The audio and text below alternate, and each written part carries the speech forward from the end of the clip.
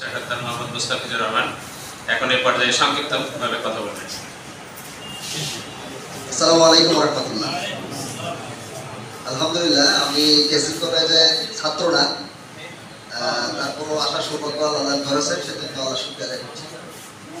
তো আমি আসলে আজকে বিশেষভাবে স্মরণ করছি কেসি কলেজের সাবেক দায়িত্বশীল মোসাদ্দেক হোসেন লালটু, তারপরে শহীদ ইবনুল ইসলাম পারভেজকে, যারা এই কেসি কলেজে দায়িত্ব পালন করেছেন এক সময়।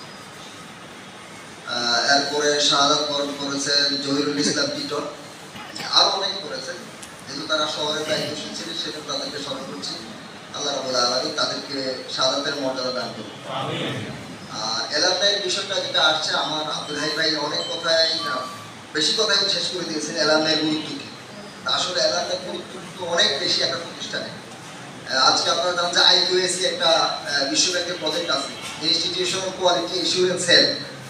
এর মাধ্যমে বিশ্ববিদ্যালয় এবং বিশ্ববিদ্যালয়ের মানের যে কলেজগুলো আছে, সেইটার শিক্ষার মান এবং তার প্রোডাক্ট কারা কোথায় কীভাবে কাজ করতেছে, কোথায় ন্যাশনালি ভূমিকা রাখতেছে, ইন্টারন্যাশনালি ভূমিকা রাখতেছে, এটাকে তারা সমন্বয় করে একটা জরিপ চালাচ্ছেন এবং এটাকে স্বীকৃতি দেওয়ার জন্য তারা চেষ্টা করেন। তাই মনে করুন যে এই অত্র এলাকার মধ্যে ইসলামী বিশ্ববিদ্যালয়ের পরে সবচেয়ে বড় প্রতিষ্ঠান হল জিনাদপুর সরকারি মহাবিদ্যালয়। তো আজকে যে উদ্যোগগুলো আপনারা নিয়েছেন, এটা অনেক ভালো উদ্যোগ। আমার জানা মতে এই কলেজে অনেক ছাত্র আছে যারা মেডিকেল স্টুডেন্ট হয়ে তারা এখন ডাক্তারি পেশাতে আছে, কামরুল ভাইয়ের মতো ইঞ্জিনিয়ারিং পেশাতে আছে, বড় বড় ভালো পেশাতে আছে। আমরা দলমত সবাইকে একসাথে করে সেন্ট্রাল যদি অ্যালামনাই অ্যাসোসিয়েশন কলেজ কর্তৃপক্ষের মাধ্যমে রেজিস্ট্রেশনটা করে ফেলতে পারি, তাহলে এইটা হবে আমাদের জন্য বড় সফলতা, যাতে বিকল্প আর কোনো অ্যালামনাই অ্যাসোসিয়েশন দাঁড়াতে না পারে।